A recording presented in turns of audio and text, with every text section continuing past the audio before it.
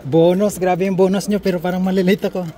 Welcome to Siloam Pool where Jesus healed the blind man and sinend doon sa temple. Tapos na tinanong siya kung sino nagpagaling sa kanya. So ito na yung place, the Siloam Pool and the temple worship. So meron pa dito with the gratitude our partner in pilgrimage excavation. So aakit muna ako.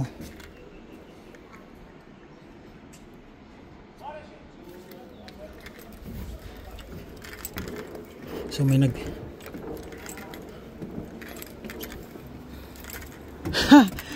ay, first time kong umakyat dito.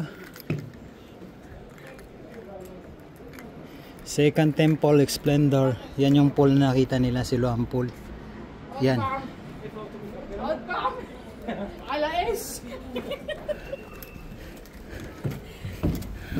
Shalom, shalom.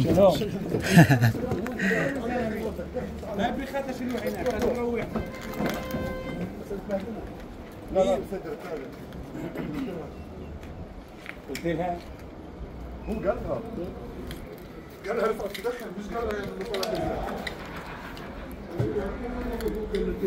يا سيدي يا سبيل ترى انا كنت بغير خواتيم البروفيسور والمثل بغيتك نظام بربوك هم لا خواتيم وكنا ما بتاع سبيل ito guys, ito yung analo ko. Iniwan ko yung scooter ko, bahala na. Bababa muna ako dito. So live na live straight from the Siloam Pool. Amazing. Pero saglitin ko lang muna to. Babalik na ako. Kasi mukhang ang gandang ikutin dito eh. Naliligo sila dito oh.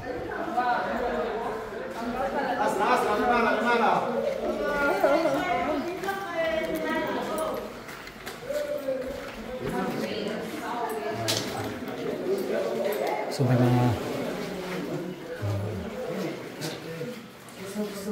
يلا دخمته فوق العبراء سليمان خزان اخواني سليمان خزان اخواني لا سليمان ايش معنى meron pang pwedeng pasukin doon pero next time ko na pupuntahan, late na ako eh. At least nakita nyo lang.